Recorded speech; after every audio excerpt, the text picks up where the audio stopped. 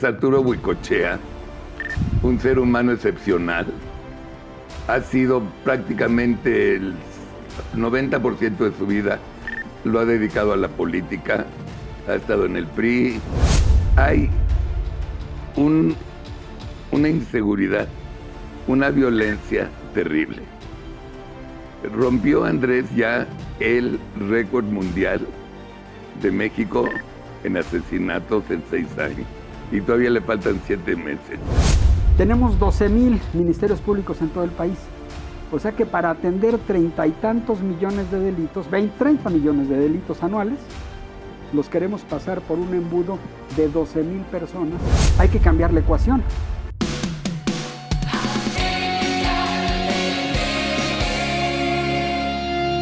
Bienvenidos a un programa más de Platicando con su servidor, Carlos Alarraqui.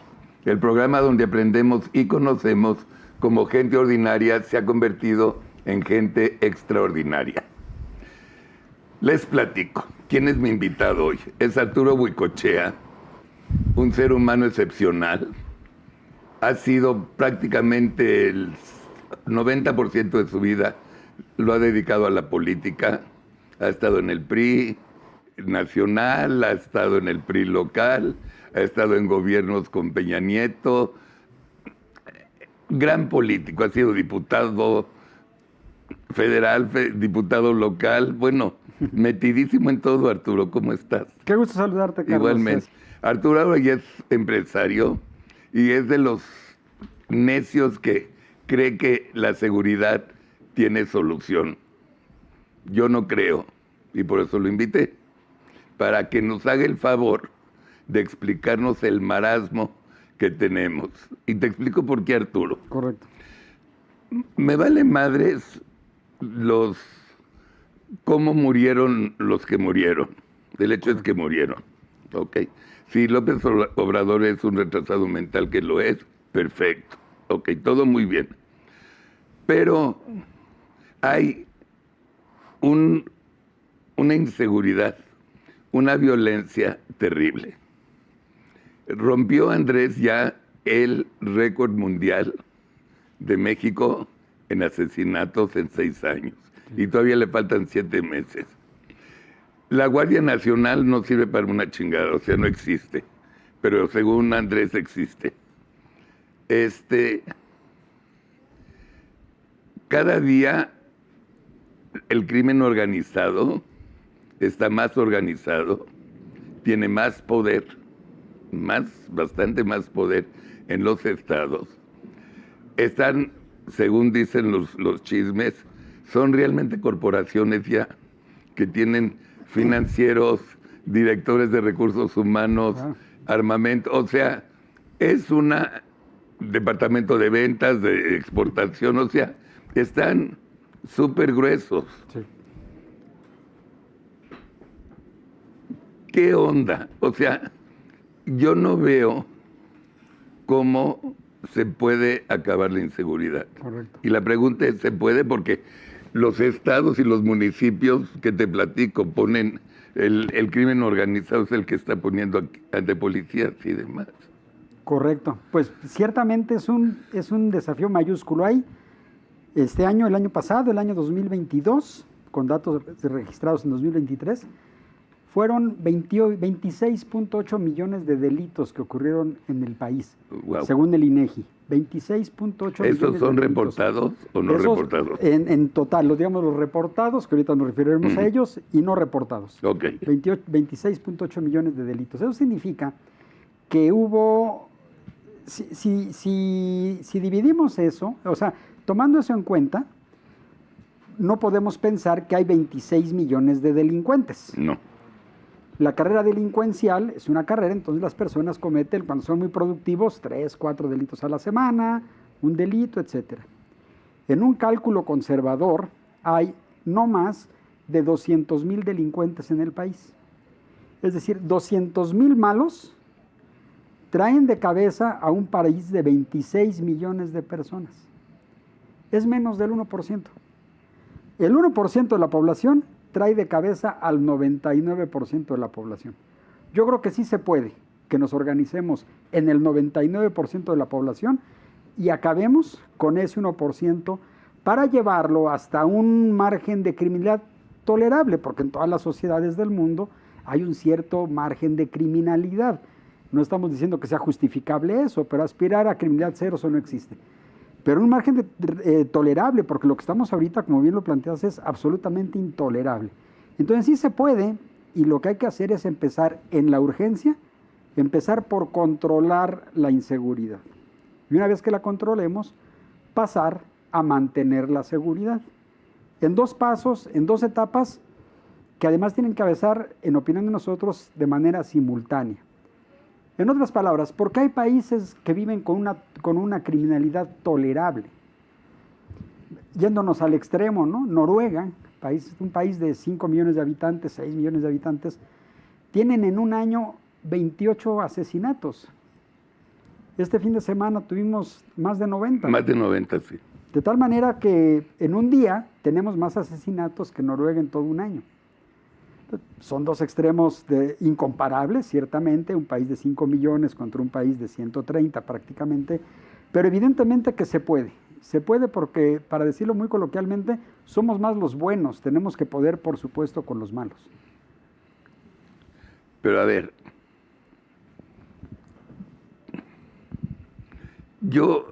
¿conoces el cuento de la serpiente de las 100 cabezas? Cortas una, sale otra. Sale otra, sí, claro. Ese es el crimen organizado. Sí. Como salen tantas, no es fácil acabarlo, Arturo.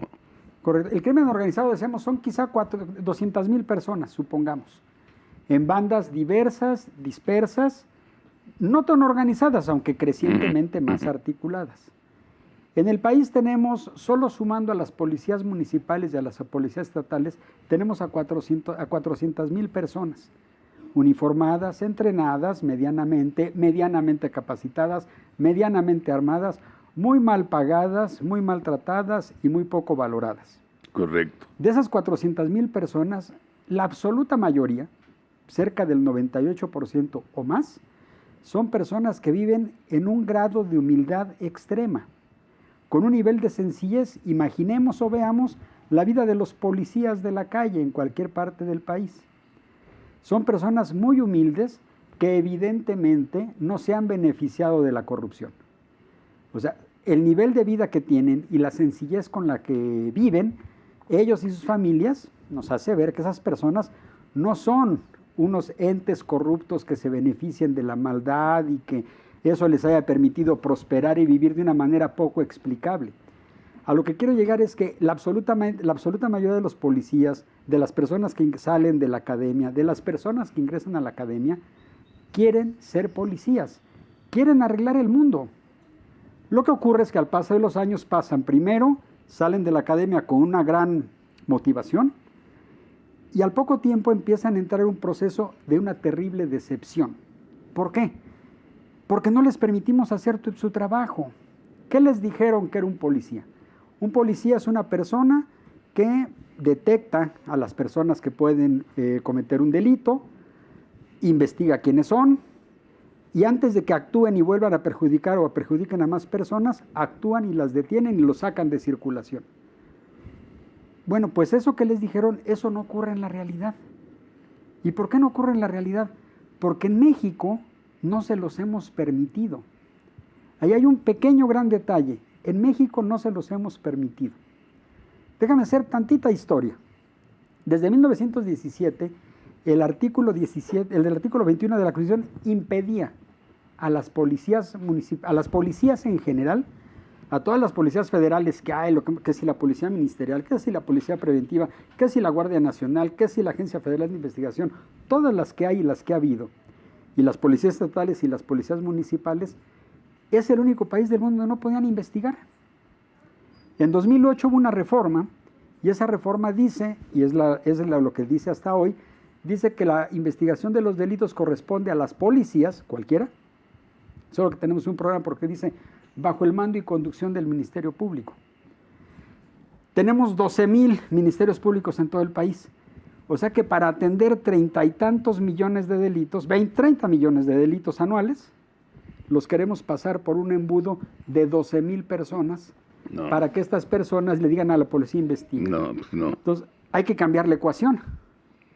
Si simplemente volteamos el embudo y hacemos que sea la policía, esas 400,000 personas, más los ciento y tantos mil de la Guardia Nacional, más todas las policías federales, y si quieren más el Ejército y la Marina, estaríamos hablando de más de 500,000 de personas, automáticamente cambia la capacidad del Estado de atender los delitos que se ocurren y que hoy el gobierno ni se entera.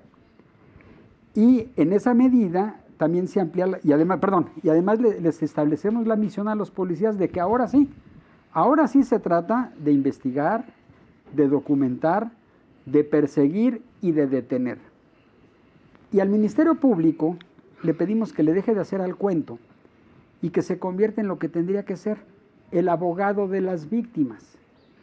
Entonces, como pasa en las películas, la investigación que viene del campo hecha por la policía, el Ministerio Público la presenta, la integra en un caso.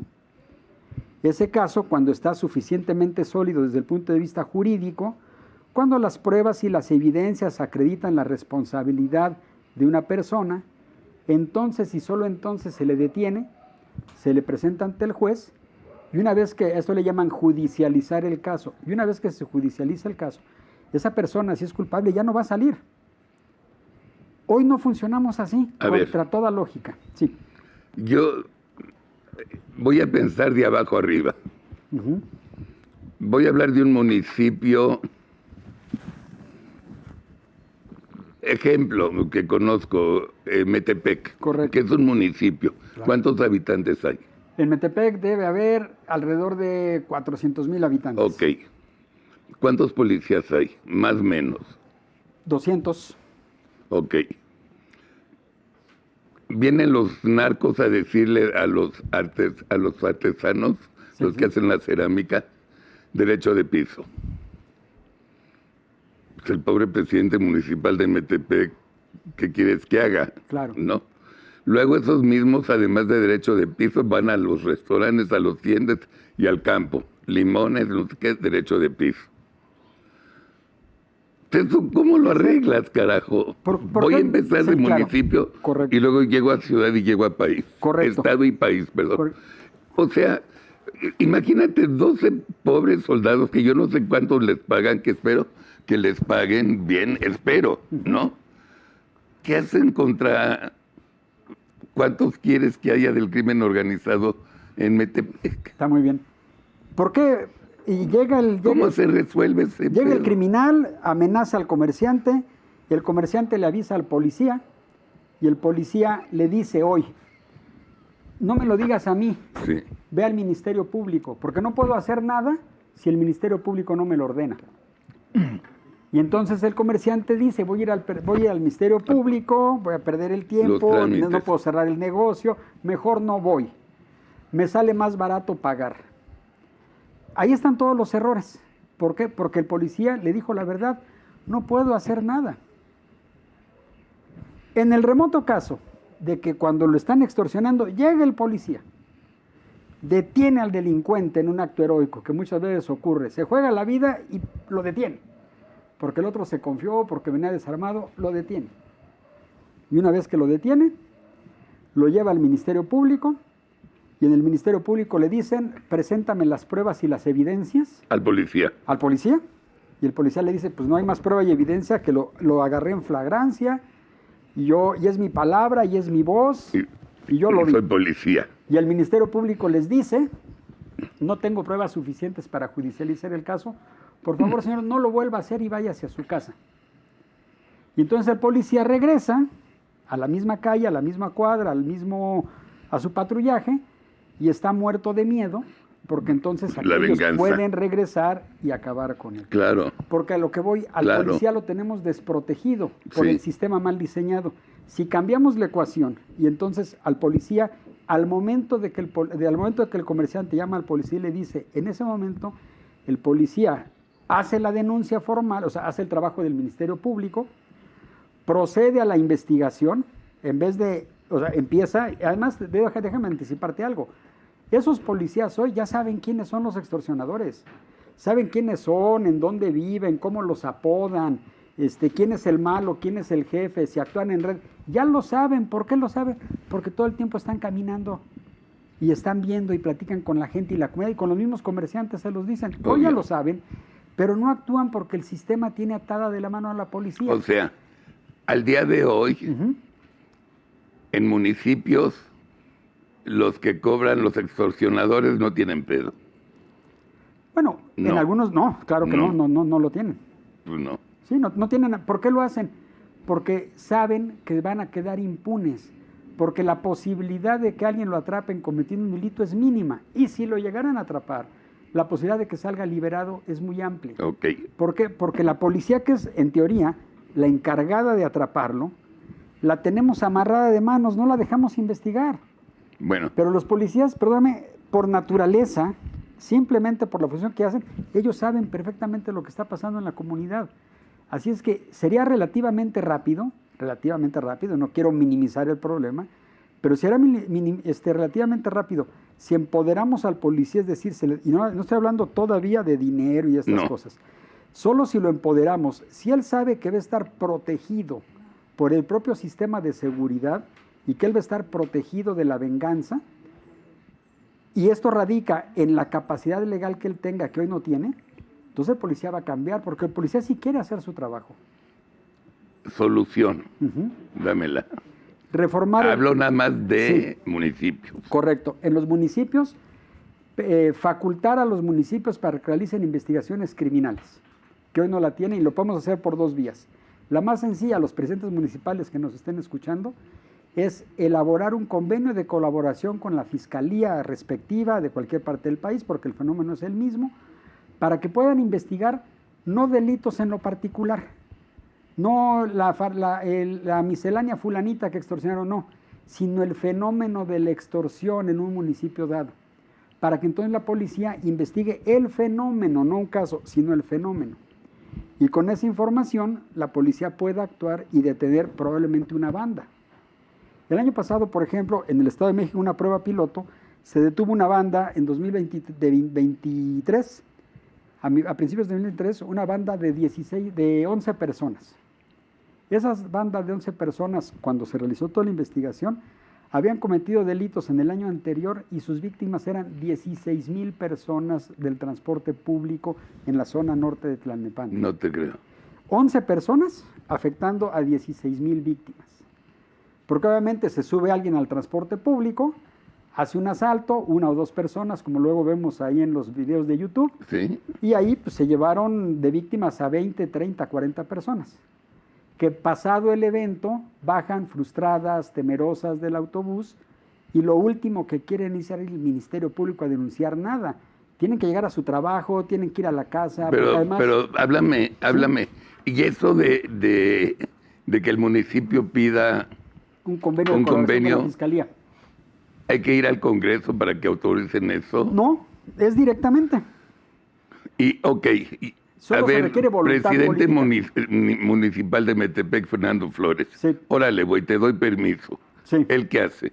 Él lo que hace entonces es, se integra dentro de su policía, que creo que en el caso particular de Metepec, en este tema algo se ha avanzado, pero él integra en su policía un grupo de detectives, así como en las películas. Ok. Él integra un grupo... Como si fuera el FBI. Su CSI Chicago, CSI San Francisco. Sí. Es que de hecho, esos programas de CSI, las personas que vemos ahí, que además están guapas las chavas y son buenas para los trancazos y demás, esas personas son policías municipales. No son del FBI, no son de la Policía Estatal de California. El programa se llama CSI San Francisco. O sea, es la Policía Municipal de la ciudad de San Francisco, Chicago, Nueva York, etcétera. Son policías municipales. ¿Qué hay que hacer? Integrar unidades de investigación, para decirlo técnicamente, cuerpos de detectives que aprendan y que sepan investigar científicamente para documentar la información que además ya la tienen. Hemos hecho, en trabajos que hemos hecho en campo, por ejemplo, a policías municipales, les mostramos el mapa y les decimos, a ver, con estas chinches, clávame en el mapa, ¿dónde venden tienditas de droga? Carlos, con los ojos cerrados. Saben perfectamente. Y alguien les dirá, oye, ¿por qué no vas por ellos? Porque si voy por ellos me juego la vida, lo cual estoy dispuesto a hacer. El problema está que si lo detengo y lo llevo al Ministerio Público Y no pasa nada. entonces pongo en riesgo porque ellos también saben quién soy. Claro. Y saben dónde vivo y saben quién es mi familia. Claro, claro. Entonces, yo voy a hacer eso cuando esté protegido por el sistema de seguridad, yo como policía. Y de veras lo hago porque sé hacerlo y me preparé para hacerlo. Pero si eso no pasa, pues yo... ¿Por qué? Porque además resulta que luego me castigan si llevo a personas detenidas. Fíjate, en el país detenemos a muy pocas personas. Hablando del Estado de México, el año pasado también, de los 26 millones de delitos, 6 millones ocurrieron en el Estado de México. 6 millones de delitos. Pasaron un chorro de cosas. ¿Sabes a cuántas personas se detuvieron? No. A 12,000 personas. A 12,000. ¿Hablas en serio? ¿Sabes a cuántas sentenciaron? A 4. A 6,000. O sea, fíjate, casi nos da 6 millones de delitos para 6,000 personas sentenciadas. Pero ¿qué pasó con todas las detenidas? De las detenidas, 7 de cada 10 las detuvo la policía municipal. Lógico. Entonces, la policía municipal, a la que peor le pagamos, de la que peor hablamos, los que siempre tratamos mal, es nuestra policía más eficiente. ¿Sabes a cuántas personas detuvo la Guardia Nacional en todo el país el año pasado? Datos oficiales de la Guardia Nacional. Muy pocos. 3,000. Sí. En todo el país. Eso hace una delegación del Distrito Federal en un mes, menos. Una ciudad mediana, tipo Metepec, yo creo que detiene a 3,000 personas en un par de meses. Claro. El problema no es detenerlas. El problema es que aunque las detengan, aunque las presenten, el Ministerio Público las va a liberar. Porque son detenciones en flagrancia que por la naturaleza de la detención no llevan pruebas ni evidencias para acreditar plenamente la responsabilidad de la persona. Y luego incluso corre cosas chistosísimas. Hubo un caso de que la policía municipal agarra a unos güeyes que se estaban robando el mobiliario, los juegos de un parque público. ¡Qué huevos! Sí, con camioneta y estaban montando los columpios y el sube y baja. Entonces llega la policía, los detiene, los llevan al Ministerio Público y el Ministerio Público los libera. ¿Sabes por qué? No. Porque los policías no presentaron las facturas de los juegos para acreditar que no eran propiedad de los señores que se los estaban llevando. Es una broma. Parece. Entonces, cuando eres un policía y te encuentras con esas cosas, parece una broma, pero una broma que pone en peligro tu vida. Por supuesto. Cuando saliste de la academia muy entusiasmado, con ganas de cambiar el mundo y te encuentras eso, llegas a la decepción. Y el siguiente paso de la decepción es el cinismo. Dices, no, pues ¿sabes qué? Vamos a entrarle. Claro. Al cinismo y al pragmatismo. Pues sí. Eso es lo que tenemos que cambiar y sí hay cómo cambiarlo. Hay otro caso de unos policías municipales que prácticamente se tropiezan con unos rateros que acababan de vaciar un cajero automático. Entonces traían los billetes así, hasta ordenaditos. Y así se los llevaron. Llegan al Ministerio Público y el agente del Ministerio Público les dijo, está muy bien, nada más que para levantar el acta, necesito por favor que me relacionen el número de serie de todos los billetes. No es cierto. Creo que eran 2 millones de pesos. Claro, imagínate. Y los pobres policías se chutaron como 24 horas copiando, a mano, el número fue lo del billete. Esas cosas absurdas que van en detrimento de la policía, pues desaniman a cualquiera. Porque además, échale a eso, deja tú lo mal pagado, o sea, ya iban a salir de su turno, y entonces ya fuera de turno, o sea, ya había acabado su chamba, chútate 8 horas copiando numeritos, pendejo, para satisfacer a un prepotente Ministerio Público que no ha entendido su misión, que no es el abogado del gobierno. El Ministerio Público, dicen en los discursos, tendría que ser el abogado de la víctima, no el abogado del gobierno. Ok.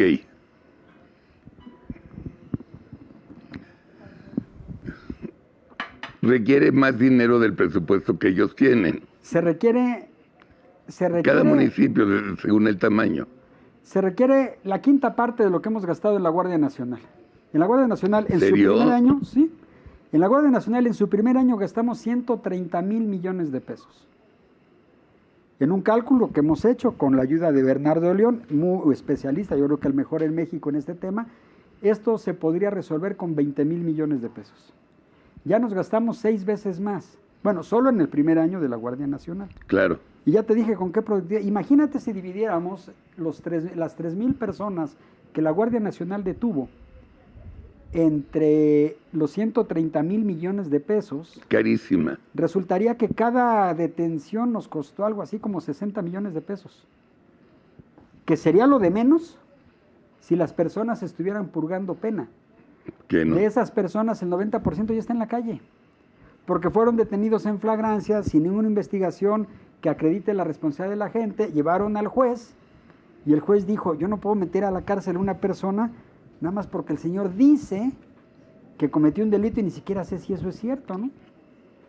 Bueno, ahora vámonos a los estados, gobernador. Uh-huh. Se supone, por si el público no sabe, se supone que hay delitos federales y delitos locales, digamos. Sí, del fuero llamarlo. común y, ajá, Sí. y del fuero federal. El fuero federal es narco, ¿qué más? Asuntos federales Sí, es que, mira, lo que que tienen cobertura nacional. es correcto. Y eso se encarga para eso dizque la Guardia Nacional, dizque, ok. Entonces, la Guardia Nacional no tiene nada que ver con el Estado de Nuevo León.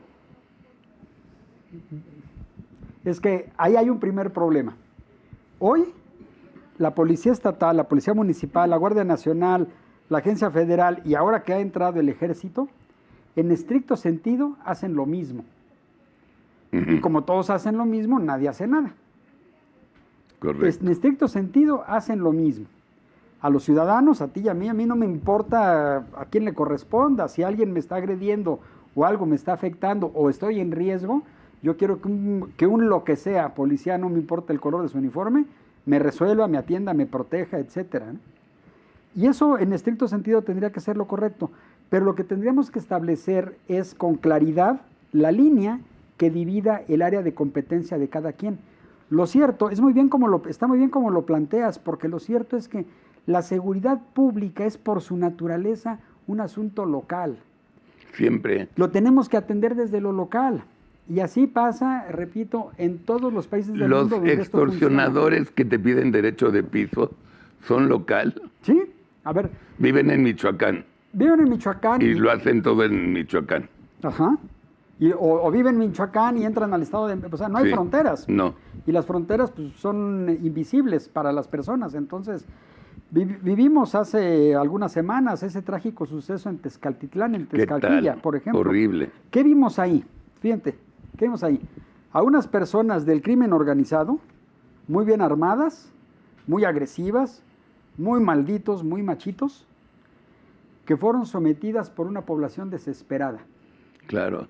Imagínate que esa población desesperada hubiese tenido, el hubiera no existe, pero lo podemos hacer ahora, justo para que no nos vuelva a ocurrir. Imagínate que esa población desesperada hubiera tenido días antes, porque se tenía información, el respaldo de la policía municipal. Y si a la municipal no le alcanzara, el del estatal. Es decir, la entrada de la policía estatal y la policía federal, más que por un catálogo de delitos que esté inscrito en ninguna ley, lo que tendría que estar es un carácter subsidiario de sus capacidades. Pero la pirámide, la base de la pirámide, la más ancha y por lo tanto la más fuerte, tendría que ser la municipal. Tú lo conoces muy bien, tú has vivido allá muchos años y en muchas etapas de tu vida. Es como ocurre, aquí sí ni modo, aunque a veces por nuestro nacionalismo no nos guste, sí. Es mucho como ocurre en Estados Unidos. Sí. La seguridad se construye en lo local, en lo municipal. Es cierto. La policía estatal es más chica, revisa lo que ocurre en las carreteras interestatales, en las vías de comunicación que conectan un municipio con otro, ahí está la policía estatal, para que sea ese puente entre las policías municipales de las ciudades. Pero también he visto que en cada municipio en Estados Unidos, Ajá. donde no me importa el municipio, hay mucho cuidado, hay muchas patrullas Sí. atendiendo ese municipio. Es correcto. Que aquí no hay. Aquí no hay, a ver, los presidentes municipales no han entendido algo. La policía municipal tendría que ser su principal servicio público.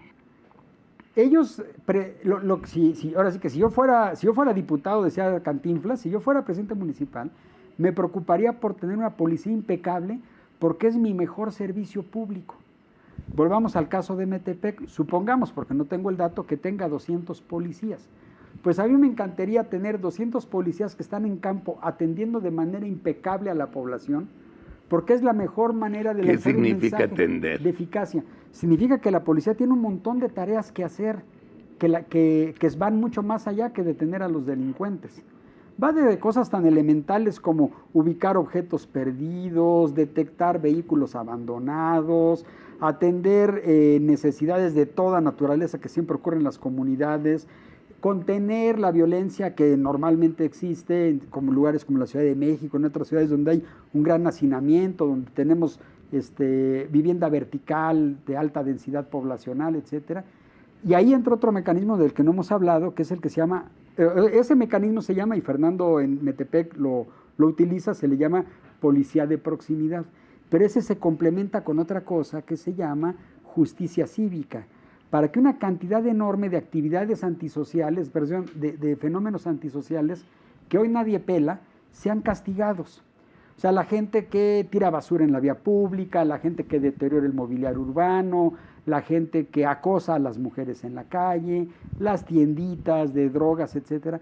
Ese tipo de fenómenos que hoy nadie atiende y que por lo tanto generan un clima de impunidad, tendría que atenderse porque además si cortas en etapa temprana, esas personas que se dedican a eso, si no las atiendes ahorita, van a pasar de ahí al comercio de enervantes y luego van a pasar de ahí a la agresión, y van a ir escalando en su carrera.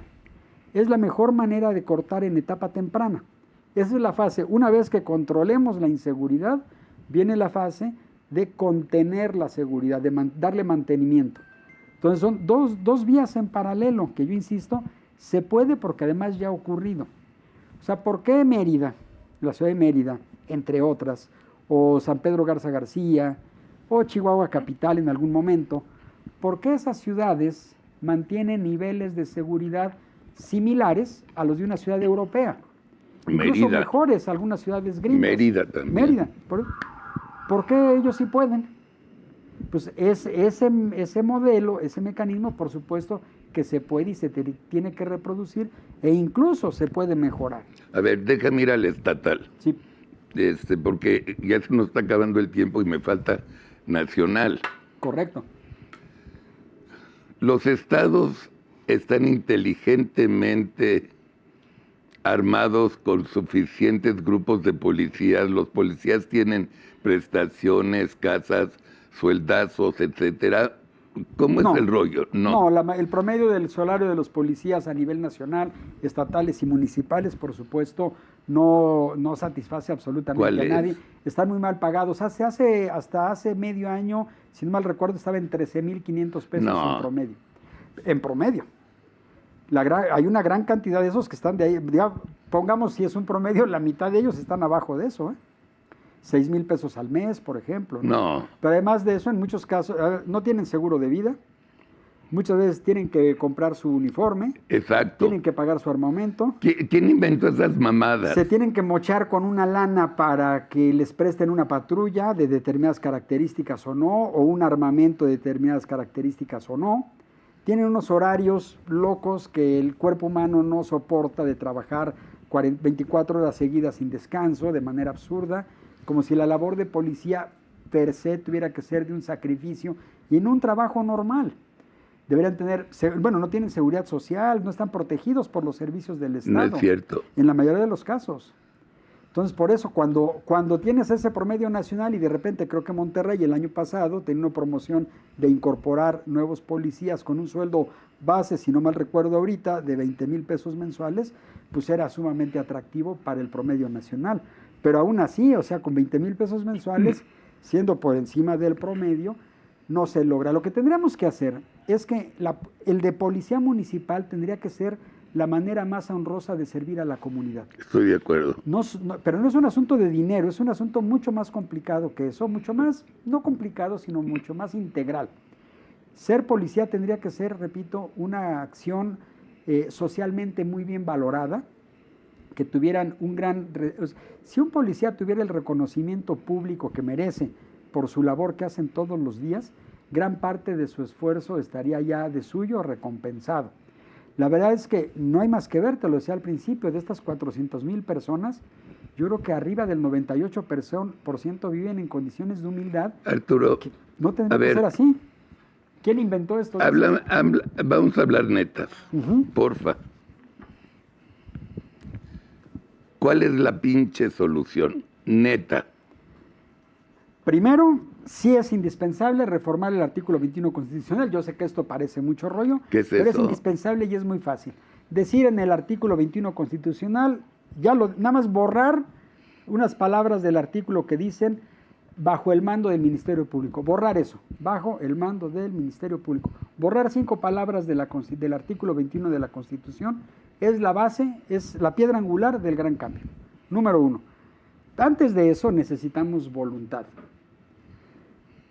Número 2, la voluntad implica que los servidores públicos dejen de ver un negocio en comprar cámaras, construir C5, adquirir armamentos, renovar uniformes, balizar las patrullas. Todo eso es necesario, pero eso es insuficiente, porque lo que necesitamos después de eso es permitir que las policías, todas, empezando por las municipales, realicen investigaciones.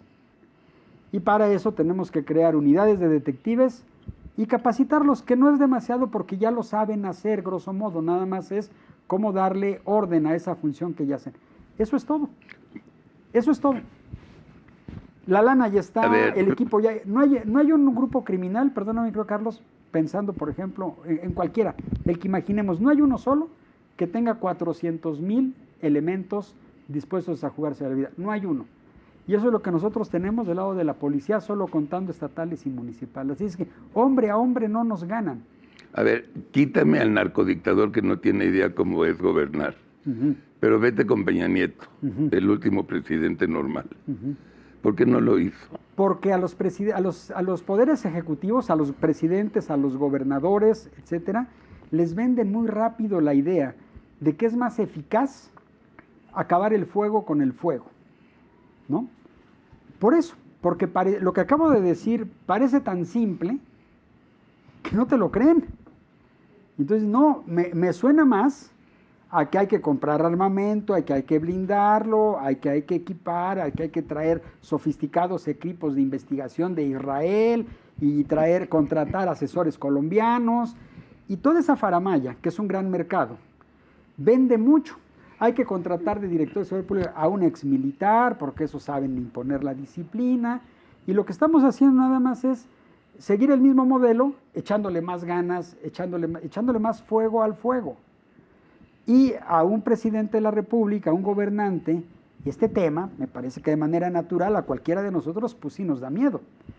Y cuando te dicen, yo me encargo, yo sé cómo, y mira los juguetes que traigo para acabar con ellos, pues en una primera reacción te la crees. Sí. Pero por una razón... Y te apantalla. Te apantalla. Y además te quita un peso de encima, decir, bueno, tú te encargas, ¿eh? Claro. Pero al final no funciona. Porque lo que no han entendido, lo que se nos ha olvidado a quienes estudiaron ciencia política y a quienes ejercen la política y a quienes gobiernan, lo que se les ha olvidado, que la primera, y si me apuras tantito, la única función del gobernante es mantener la seguridad de las personas. Claro. Nada más, con que hiciéramos eso. Todos los gobernadores y los presidentes están inaugurando puentes, haciendo obra hidráulica, telecomunicaciones, construyendo infraestructura, que por supuesto es importante. Pero si solo se dedicaran a la seguridad, será maravilloso. A ver, un gobernador, por ejemplo, o un gobernante, en el caso de la Ciudad de México, que tiene cerca de 90,000 policías, es la policía más grande del país, si solo se dedicara a que el policía fuera su agente, a que el policía fuera su ventanilla de atención, es como tener 90,000 ventanillas de atención al público deambulando por la ciudad. Eso sería suficiente para construir una extraordinaria imagen de un político. No han visto los políticos el beneficio político electoral de atender su principal obligación, que es la seguridad. Ese es el tema. Y yo creo que ese es el reto, que volteen la atención y que asuman que es a lo que se tienen que dedicar. Yo te deseo suerte. Gracias, Tú vives en el Carlos. Estado de México. Muy bien. La rata no lo va a hacer. Obviamente, no lo va a hacer. Porque no sabe ni siquiera sumar 2 y 2. Entonces, pobre Estado de México. Pero ojalá que México despierte con con Xóchitl, porque si lo hace Titina otra vez, vamos a ir de mal en peor. Este país tenemos que reconstruirlo, especialmente en materia de seguridad, como se hacen todas las cosas. 100%.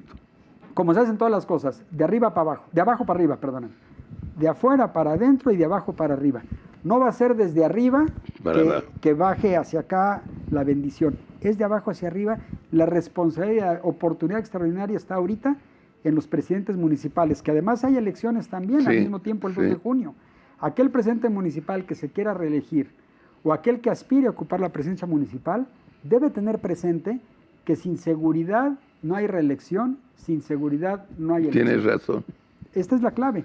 Quien quiera ganar tiene que hacer un planteamiento de seguridad ambicioso, creíble, eficaz, probado. Yo te digo, estoy muy contento. Gracias, Carlos, de haberte invitado, porque me enseñaste, y yo creo que nos enseñaste mucho de lo que... No, es que Guardia Nacional, el primo de la Guardia Nacional, el Ejército, la Policía Municipal, la Policía Estatal, no sabes ni qué onda, te lo juro que no sabes ni qué onda. Y dices, bueno, tantos policías, en un día 90,000 muertos, en un fin de semana 212,000. Dices, pues, oye, güey, y López Obrador peleándose con YouTube. Un último dato, por ejemplo, en el Estado de México, del 100% que hablamos hace rato, 5.6 millones de delitos, 6 millones prácticamente, se resolvió el 0.01%. Cero. 0.0, o sea, nada. Si a la Guardia Nacional, a la Policía Municipal, a todas las que mencionaste, las mandamos a su casa, este país no cambia. No pasa nada. Nada, claro. no pasa nada. No pasa nada. Arturo Huicochea, muchísimas gracias. A ti, te lo aprecio mucho. Bueno, espero que les haya servido platicando para la reflexión de que no puede seguir este gobierno de la 4T gobernando. No puede. Son idiotas, son ineptos y son pendejos. Gracias, Arturo Huicochea. Gracias, querido público. Gracias, sigan disfrutando de Atypical. Arturo, muchas gracias. Gracias a ti, Carlos. Y estuvo lindo el programa, me gustó mucho. Gracias. Gracias. Gracias a todos.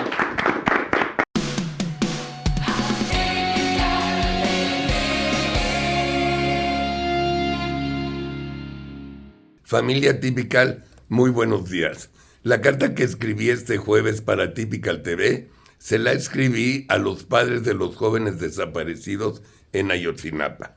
Y como cada jueves les recuerdo, me hagan el favor de viralizar este video entre todos sus conocidos. Mil gracias. Bien, vamos a la cabeza de la carta. Carta dirigida a los padres de los jóvenes desaparecidos en Ayotzinapa y entre paréntesis, tanto va el cántaro al agua hasta que...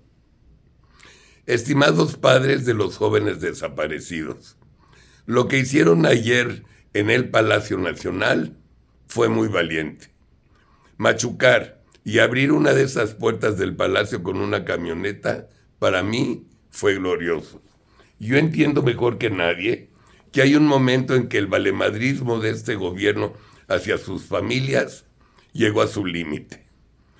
Entiendo su desesperación, su frustración y tristeza por no conocer el destino final de sus hijos después de buscarlos durante un poco más de 10 años. Entiendo su rabia por la cantidad de mentiras que han recibido de parte de los dos peores gobiernos de nuestra historia, el de Peña Nieto y el del narcodictador. Romper con una violencia desmesurada la puerta que deshicieron no es necesariamente la mejor forma de protestar. Sin embargo, yo sí se las aplaudo. Entiendo perfectamente que tanto iba el cántaro al agua hasta que se rompió.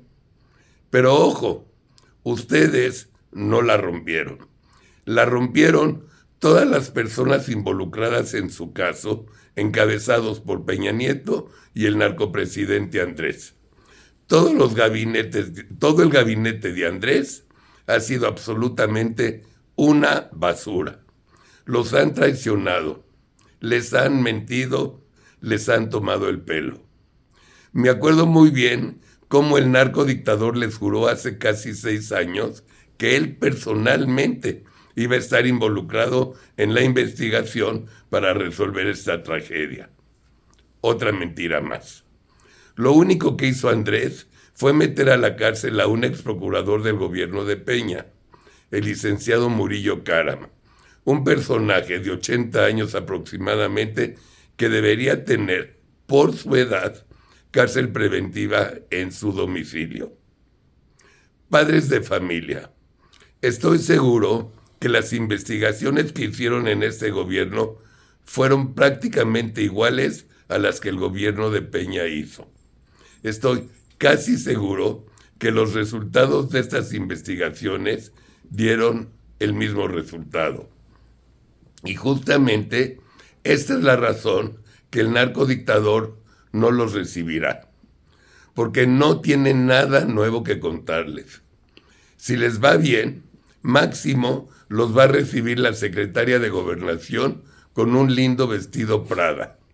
Y debido a la enorme inexperiencia de esta joven secretaria, Prada, dudo mucho que su triste historia se va a resolver en este gobierno. Me da mucha pena lo que les está pasando. Ni sus hijos ni ustedes se lo merecen. Les deseo mucha suerte y que Dios los bendiga. Familia Atypical, esta es la carta de este jueves. Disfruten de la programación de Atypical y nos estamos viendo el próximo jueves. Buenos días.